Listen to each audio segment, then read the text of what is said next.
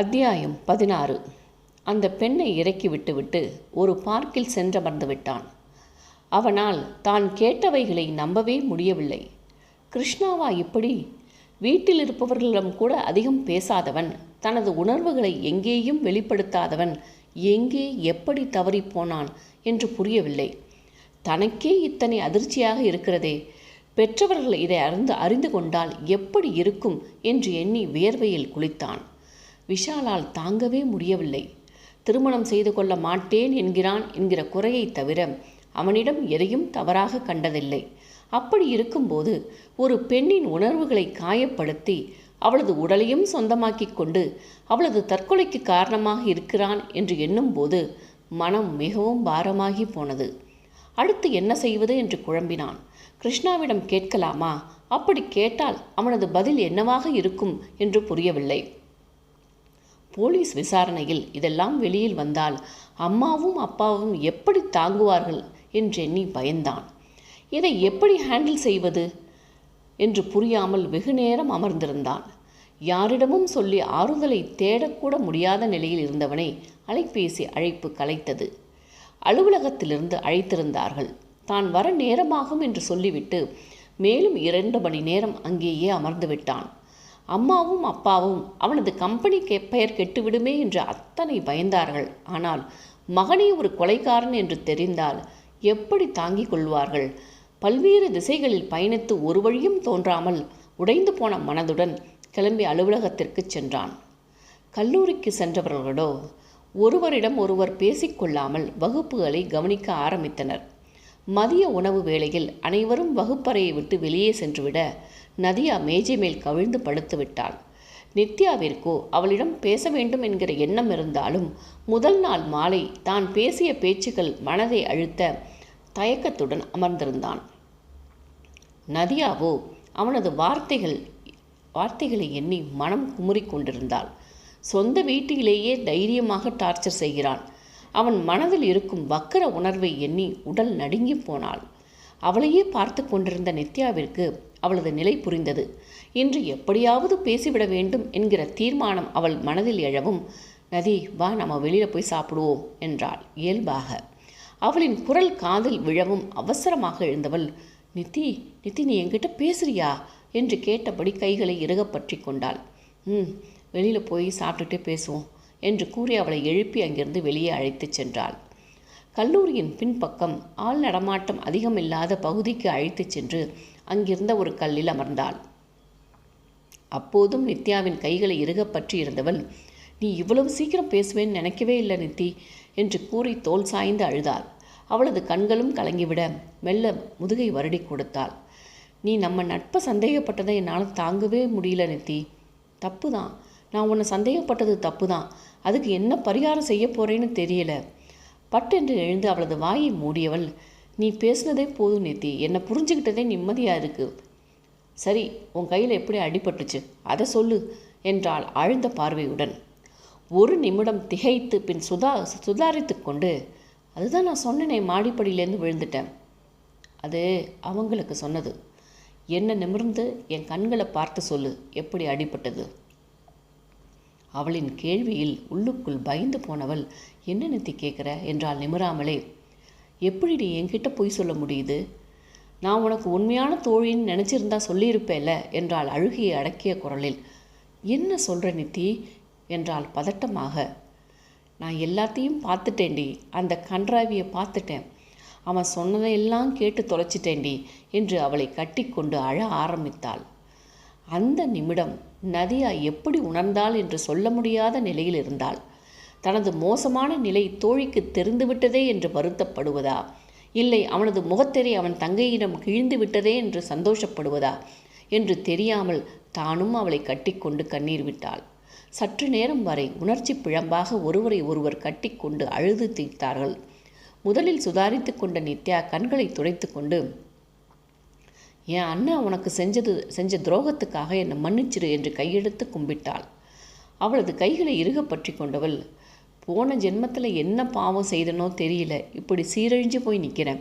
இதில் என்னால் எதையுமே விஷால் கிட்ட சொல்ல முடியாமல் அவருக்கு துரோகம் பண்ணிகிட்டு இருக்கேன் நித்தி என்றாள் கண்ணீருடன். இல்லை நதி, நீ துரோகம் பண்ணலை. உன் நிலையில் யாராக இருந்தாலும் இப்படித்தான் இருந்திருப்பாங்க. நானே என் கண்ணால் பார்க்கலேனா எங்கள் அண்ணனை பற்றி நீ தவறாக சொல்லியிருந்தா நம்பி இருக்க மாட்டேனே. உன்னைத்தானே தப்பாக எண்ணி இருப்பேன். விஷாலுக்கும் அப்படித்தானே. ஆனால் கிருஷ்ணா நான் இப்படி இருப்பான்னு நினைக்கவே இல்லையே. ஐயோ, நீ எப்படித்தான் இந்த வேதனையை யார்கிட்டையும் பகிர்ந்துக்காமல் தாங்கிட்டு இருக்கேன்னு தெரியல நதி என்று மீண்டும் ஓவென்று கதறி அழுதாள். ஊருக்கு போயிட்டு வந்து என்னோட காதலை உன்கிட்ட சொல்லலாம்னு ஆசையோடு இருந்தேன். எல்லாமே அன்னைக்கு ஒரு நாளில் குடிமூழ்கி போச்சு நித்தி. தன்னிடமிருந்து அவளை பிரித்து எப்போ எங்கே? எங்கள் மாமாவுக்கு உடம்பு முடியலேன்னு ஊருக்கு போனேனே, அன்னைக்கு தான் மும்பையில் உங்கள் அண்ணன்கிட்ட மாட்டி என் வாழ்க்கையை இழந்துட்டேன் என்று கூறி அவள் தோளில் சாய்ந்தா கண்ணீர் விட்டாள். இருவரும் சிறிது நேரம் அழுது ஓய்ந்தனர். நித்தியால் தன் அண்ணன் அவளுக்கு செய்த துரோகத்தை தாங்கவே முடியவில்லை. அவனை சும்மா விடக்கூடாது என்கிற எண்ணம் தீவிரமானது. நீ இதை கண்டிப்பாக விஷால் அண்ணன்கிட்ட சொல்லணும் நதி. மறுப்பாக தலை செய்து, என்னால் முடியாது நிதி. நாங்கள் பழகியது கொஞ்ச நாளாக இருக்கலாம், ஆனால் ஒருவர் மேலே ஒருவர் வைத்திருந்த அன்புக்கு அளவே கிடையாது. எந்த ஒரு ஆண்கிட்டையும் போய் உன் அண்ணன் என்னை கெடுத்துட்டான்னு சொன்னால் காதலியை நம்புறதை விட அண்ணனைத்தான் நம்புவான். அதோடு இந்த விஷயத்தை அவர்கிட்ட சொல்கிற தைரியமும் எனக்கு இல்லை நித்தி. நான் விஷாலை விட்டு விலகி போயிடணும்னு நினச்சி தான் கிளம்பினேன். நானே எதிர்பாராமல் நடந்தது விஷால் எனக்கு தாலி கட்டியது. நிச்சயமாக என்னால் இந்த திருமணத்தை ஏற்றுக்கொள்ளவே முடியாது. அப்போது அவனை சும்மா விட்டுட்டு நீ வாழ்நாள் முழுக்க கண்ணீர் விட்டுட்டு இருக்க போறியா நதி? விடக்கூடாது நித்தி. நான் என்ன தப்பு பண்ணேன் தண்டனையை அனுபவிக்க? அப்போது நீ விஷால் அண்ணனை விட்டு போகக்கூடாது, அதுதான் அவனுக்கு தண்டனை. எப்படி நித்தி? என் மனசாட்சியே எனக்கு கூறு போட்டுடுமே. அண்ணனுக்கு இவனை பற்றி தெரியணும். எப்படி தெரியும்? எல்லோர் பார்வையிலும் அவன் நல்லவன்னு பேர் வாங்கி வச்சிருக்கானே. தெரிய வைப்போம் நதி. வீட்டில் தங்கச்சி இருக்கிறப்ப அதே வயசில் உள்ள பெண்ணை கற்பழிச்சிட்டு கொஞ்சம் கூட குற்ற உணர்வே இல்லாமல் சுற்றி திரியிறவனுக்கு கண்டிப்பாக தண்டனை கொடுத்தே ஆகணும்.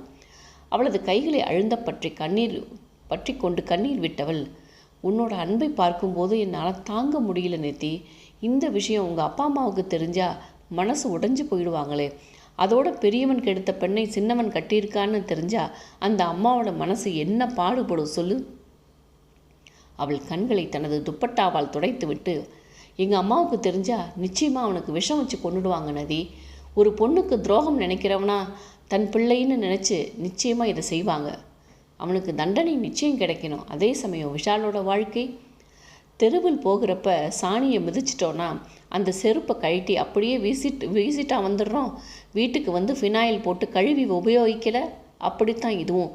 ஏதோ ஒரு அசிங்கத்தை மிதிச்சிட்ட என்பதற்காக வாழ்நாள் முழுக்க அதை தூக்கி சுமக்க போறியா? விஷால்கிட்ட எல்லாத்தையும் சொல்லணும்னு தோணுது. ஆனால் எப்படி? நிச்சயமாக அவர் முகம் பார்த்து என்னால் எதையுமே சொல்ல முடியாது நித்தி. நீ சொல்ல வேண்டாம், அண்ணாவே தெரிஞ்சுக்க வைப்போம். அவளை இறுக அணைத்து விடுவித்தவள், உன் மனசில் நல்லா பதிய வச்சுக்கோ நதி. எந்த காரணம் கொண்டும் விஷால் அண்ணனை விட்டுட்டு போகணும்னு மட்டும் நினைக்காத. எனக்கு இவனை பற்றித்தான் தெரியாது, ஆனால் விஷால் அண்ணாவை பற்றி நல்லா தெரியும். எந்த காலத்திலும் அவங்க ஒன்றை விட்டு தரமாட்டாங்க. இருவரும் ஒன்றாக சேர்ந்து அழுது கரைந்து கலங்கி இறுதியாக ஒரு முடிவிற்கு வந்தனர். இருவர் மனதிலும் எப்படியாவது கிருஷ்ணாவின் முகத்திரையை குடும்பத்தினர் முன்பு கிழிக்க வேண்டும் என்கிற எண்ணம் வலுப்பெற்றது. மாலை இருவரையும் அழைத்து வர வந்த விஷாலின் முகம் சோர்வுற்றிருந்தது. அதை இருவருமே கவனித்தனர். என்னன்னா டல்லாக இருக்க? நீங்கள் கொஞ்சம் வேலை அதிகம் என்றவன் நதியாவிடம் கைவலி எப்படி இருக்குது, குறைஞ்சிருக்கா என்றான் கரிசனமாக. குறைஞ்சிருக்கு என்று ஒற்றை வார்த்தையில் முடித்து கொண்டு கலங்கிய கண்களை காண்பிக்காது திருப்பிக் கொண்டாள். அதன் பின்னர் எதுவும் பேசாது வீடு திரும்பியவர்கள் அவரவர் அறையில் அடைந்து கொண்டனர். விஷால் மட்டும் முகம் கழுவிவிட்டு ஹாலில் இருந்த சோஃபாவில் சென்று வந்தான். அன்னை கொடுத்த காஃபியை வாங்கி குடிக்க ஆரம்பித்தான். அப்போது உள்ளே நுழைந்த கிருஷ்ணாவின் பார்வை அவன் மீது படிய, என்னடா இன்னைக்கு ஆஃபீஸ் வந்திருந்த போல என்றான் கேள்வியாக. என்று மட்டும் கூறி அவனை பார்க்காது பார்வையை திருப்பிக் கொண்டான். புதுசாக சிஐடி வேலையெல்லாம் பார்க்குற போல. நீலா கேஸில் உனக்கேண்டா இத்தனை ஆர்வம்? என் ஸ்டாஃப்கிட்ட எல்லாம் விசாரிச்சிருக்க? நன்றாக அவன் பக்கம் திரும்பி அமர்ந்து, உன் கம்பெனியில் உள்ளவங்க யாரும் தப்பு பண்ணியிருப்பாங்களோன்னு பயந்து விசாரித்தேன் என்றான் அவனை ஆராய்ச்சி பார்வை பார்த்தபடி. என் ஸ்டாஃபா? சான்ஸே இல்லை. எங்கேயோ நடந்த தப்புக்கு நம்ம கம்பெனி மேலே குற்றச்சாட்டை வைக்கிறானுங்க. அவனை கூர்மையாக பார்த்து, உன் ஸ்டாஃபை மட்டும்தான் விசாரித்தேன், உன்னை விசாரிக்கவே இல்லையே. உன் ஸ்டாஃப் நல்லவங்க தான், ஒருவேளை நீயா இருந்தா? அந்நேரம் காஃபியுடன் வந்த பத்மா, டேய் என்னடா பேசுகிற என்றார் கோபமாக.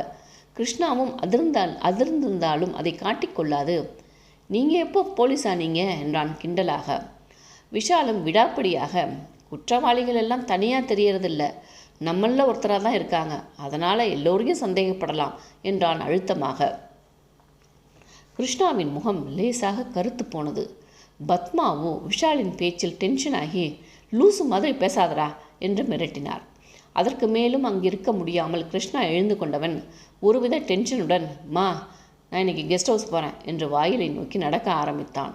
அதை பார்த்து பதறிப்போன பத்மா விஷாலிடம், டேய் நீ பேசுனதெல்லாம் அவன் கோச்சிக்கிட்டு போகிறான், அவன்கிட்ட சாரி கேட்டு கூட்டிகிட்டு வா என்றார். அன்னையை ஒரு பார்வை பார்த்துவிட்டு தனது அறைக்கு சென்று விட்டான் விஷால். அவனது நடத்தை கிருஷ்ணாவை வெகுவாக பாதிக்க எதுவும் விஷயம் கசிந்திருக்குமோ என்கிற எண்ணம் எழுந்தது. நதியா தன்னை பற்றி அவனிடம் எதுவும் கூறியிருப்பாளோ என்கிற சந்தேகத்துடன் அங்கிருந்து வெளியேறினான். நடந்த அனைத்தையும் தன் அறையிலிருந்து பார்த்து கொண்டிருந்த நதியாவிற்கு விஷாலின் நடவடிக்கை நம்பிக்கையை கொடுத்தது. அவன் மனதில் கிருஷ்ணாவின் மீதான சந்தேக விதை விழுந்திருக்கிறது என்பதை புரிந்து கொண்டாள். இதோ இங்கே ஆளாளுக்கு அவரவர் சிந்தனையில் மூழ்கியிருக்க செல்வநாயகத்திற்கு சுனிதாவின் தந்தையிடம் இருந்து அலைபேசி அழைப்பு வந்தது. வெகு நாட்களுக்கு பிறகு அழைத்திருந்த நண்பனிடம் அனைத்து கதைகளையும் பேச ஆரம்பித்தவர் நேரம் போவதே தெரியாமல் பேசிக்கொண்டிருந்தார். ஒரு கட்டத்திற்கு மேல் அவர் என்னவோ கூற வருவதும் தயக்கத்துடன் நிறுத்தி கொள்வதையும் கவனித்து அவரை தாராளமாக சொல்லுமாறு கேட்டார். அதன் பின் சுனிதாவின் தந்தை சொன்னவற்றை கேட்டு தோட்டத்தில் அமர்ந்திருந்தாலும் வியர்வை வழிய ஆரம்பித்தது. கண்களில் ஒரு மிரட்சியும் நெஞ்சில் இனம் காண முடியாத பயமும் எழ, உனக்கு நல்லா தெரியுமா என்றார் வறண்ட தொண்டையுடன்.